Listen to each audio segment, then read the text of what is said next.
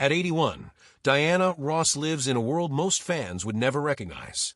In 2002, the world saw her mugshot after a DUI arrest that revealed blood alcohol levels twice the legal limit. But that public humiliation was just the beginning. Her brother was found murdered in Detroit. Her fairy tale marriage ended when she learned about her separation on live TV. The legendary star who gave us countless hits now battles demons that fame couldn't fix. Today we're uncovering the heartbreaking truth about how Diana Ross really lives. Diana Ross' story began with a simple mistake that shaped her entire life. She was born on March 26, 1944 in Detroit, Michigan. Her parents named her Diane Ernestine Earl Ross, but when the birth certificate was typed up, it said Diana instead of Diane. It was just a small clerical error, but it changed everything. Diana kept the name. It had a certain grace and power that seemed to fit her future perfectly.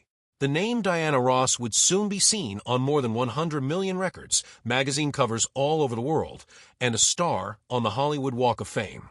Diana herself often laughed at how this tiny accident became her identity. Some even believed it was fate, as if that name was always meant for the girl who would become the queen of Motown. Diana's childhood was shaped by the place where she lived and the people around her.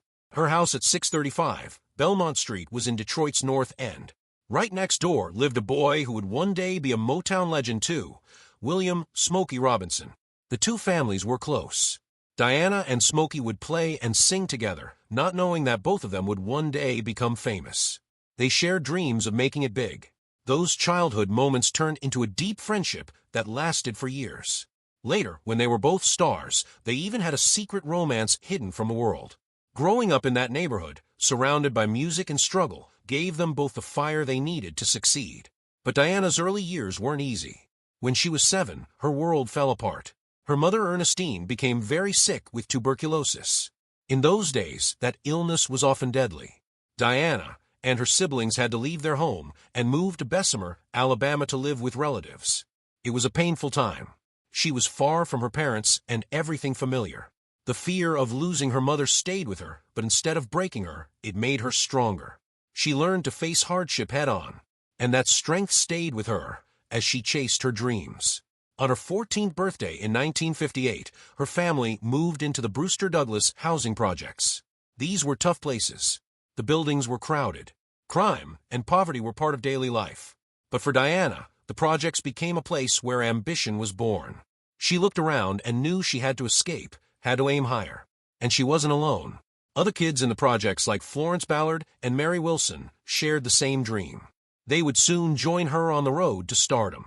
The tough world around them pushed them to work harder, sing better, and never give up. By 1959, Diana was just 15 years old, but already thinking big. That year, she joined Mary Wilson, Florence Ballard, and Betty McGlown to form the Primettes. They wanted to be the female version of the Primes, the group that would later become the Temptations. These girls were fearless. They practiced for hours, sang at talent shows, and even sneaked into the Fox Theater to watch the stars perform. They soaked up every note, every move. They wanted success, and they were ready to fight for it. In 1960, they took their chance. They went to Berry Gordy at Motown Records and asked for a deal. Gordy saw their talent, but told them to come back after finishing high school. Many would have quit, but not Diana and her friends. They kept singing, kept pushing. They recorded a single for a small label and kept knocking on Motown's door. Diana even waited for hours at Hitsville, USA, hoping Gordy would listen. And in January 1961, their hard work paid off. Gordy signed them. It was the start of something huge. But there was one more change. Gordy didn't like the name the Primettes. He asked for new ideas. The girls made a list, but Gordy chose the Supremes. Diana didn't like it at first. She thought it sounded too fancy, but soon that name became legendary. In March 1961, they released their first single as the Supremes. Success didn't come right away, but by 1964, they had their first #1 hit, Where Did Our Love Go? The name, the group, and Diana herself became part of American music history. In August 1964, the Supremes were still struggling. People at Motown had even started calling them the No-Hit Supremes because they had already released 8 singles that went nowhere. But everything changed when they recorded a song that almost wasn't theirs at all. Where Did Our Love Go? Shot to the top of the Billboard Hot 100. It stayed at #1 for 2 weeks from August 16th to August 29th. What makes this so surprising is that the song was first offered to another Motown group, the Marvelettes. They thought it was corny and said no. The Supremes didn't want it either. Even Mary Wilson tried to turn it down, but Motown gave them no choice. The simple beat, helped by the sound of Motown's effects man Mike Valvano stomping his feet, made it catchy. That song changed everything. It gave them their first #1 hit. It was the start of 5 #1s in a row. It made Diana Ross the star of the group. It helped Motown prove it could create crossover stars. The song became so important that it was later ranked among Rolling Stone's 500 greatest songs of all time. It was even added to the National Recording Registry to be saved for future generations. From that moment, the Supremes became unstoppable. Between 1964 and 1969, they reached #1 on the Billboard Hot 100 a total of 12 times. No American Girl group had ever done that before. It all started with Where Did Our Love Go? The hits kept coming: Baby Love, Come See About Me, Stop, In the Name of Love, and You Can't Hurry Love.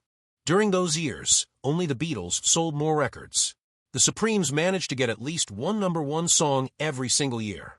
Even as they competed with the British invasion, they sold more than 46 million singles, with 34 million of those sold in the U.S. alone. The 5 #1s in a row set a record for girl groups.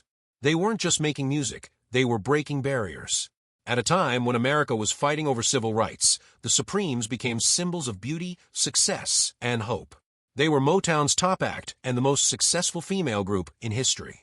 It wasn't until decades later that Mariah Carey passed their record. But behind the glamour, things were getting tense. Diana Ross began to take over. She started answering questions meant for Mary Wilson or Florence Ballard. By 1965, she stopped calling herself Diane, the name her friends knew, and started using Diana. She quietly began asking for more money than the others. Many believe this was because of her close ties to Berry Gordy, the head of Motown. She made sure to stand out, wearing different clothes, demanding the center spot on stage, and sometimes arriving at venues on her own, with Gordy by her side. These actions hurt the group's bond. Mary Wilson later said Diana always wanted to be the star and would do anything to get there. That included pushing for more money and more control. Then came the moment that changed everything. In 1967, the group's name was officially changed to Diana Ross and the Supremes. Berry Gordy made the decision just as he had done with Smokey Robinson and the Miracles, but this time it felt cruel. Mary and Florence felt like backup singers in their own group. Things got worse. Florence Ballard was replaced by Cindy Birdsong after a sad night in Las Vegas. Florence found extra gowns waiting for her replacement and went on stage drunk. People began whispering that Diana would go solo soon. And in 1970, she did. Mary Wilson later said that changing the group's name was the worst thing that ever happened to them. It broke their unity and started a string of fights and exits. Diana Ross' journey to superstardom was tangled with secrets, ambition, and complicated relationships. At the heart of it was her hidden affair with Berry Gordy, the powerful founder of Motown. It all began in the mid-1960s when Ross was becoming the shining face of the Supremes and Gordy was still married. Their connection was more than just personal. It changed the course of music history. People close to Motown saw how Ross's charm and closeness to Gordy helped her rise. Gordy himself admitted they were the same kind of people, both hungry for success. By 1967, the world could see the shift when Gordy renamed the group Diana Ross and the Supremes. That change wasn't just about a name. It allowed Motown to charge higher fees and made Ross the undeniable star. The secret relationship stayed hidden from the public, but insiders knew the truth. On August 14, 1971, Ross had a daughter, Rhonda. Even though she was married to another man, Rhonda's biological father was Gordy. This affair didn't just cause whispers. It shook Motown's power structure, pushing Ross's bandmates aside as she climbed higher. One of the most painful moments in this story came in July 1967. That's when Florence Ballard, who had once led the Supremes, was pushed out. Ballard had struggled with depression, drinking, and health issues as Ross took center stage. Motown claimed she was simply exhausted, but the truth was harsher. Berry Gordy had already chosen Cindy Birdsong to replace her after a final heartbreaking performance in Las Vegas in June 1967. Ballard's fate was sealed. On July 1st, just one day after turning 24, Ballard showed up to perform, but was too drunk to finish. Gordy sent her home and made Birdsong permanent. Ballard was forced to sign a contract for a one-time payment of around $139,000, worth over $1 million today. But that deal robbed her of future earnings and even the right to use the Supremes' name. Her solo career never took off. She fell into poverty and died at just 32, her brilliance overshadowed by the cruel way she was discarded. Behind the dazzling smile, Diana Ross's ambition often left others in the dust. Mary Wilson, her bandmate, spoke of how Ross made sure she always grabbed the spotlight. She would find out what the others planned to wear and pick something flashier. On stage, she would block the others with outstretched arms so that all eyes stayed on her. She refused to share costumes and ran to Gordy with complaints, using her special bond with him to get what she wanted. Ross didn't stop at that. She watched other groups memorize their dance moves and use them at Supreme's shows as if they were her own. This hunger for attention caused deep rifts, helping to tear the group apart. Ross's power didn't come from Gordy alone. She also had a secret affair with Smokey Robinson, even though he was married. Robinson later said it lasted a year, and that was beautiful. But Ross ended it because she respected his wife. There were also rumors of a romance with Brian Holland of the famed songwriting team. These ties weren't just about love. They gave Ross influence that few could match. Many felt that she used these relationships to secure her rise, leaving a trail of hurt behind. The final night of Diana Ross and the Supremes came on January 14, 1970, at the New Frontier Hotel in Las Vegas. The show started at 11:54 p.m. and carried into the early morning. The crowd was packed with stars like Marvin Gaye and Smokey Robinson. The trio sang their hits one last time, ending with "Someday We'll Be Together." That song, ironically, hadn't included Wilson or Birdsong in its recording.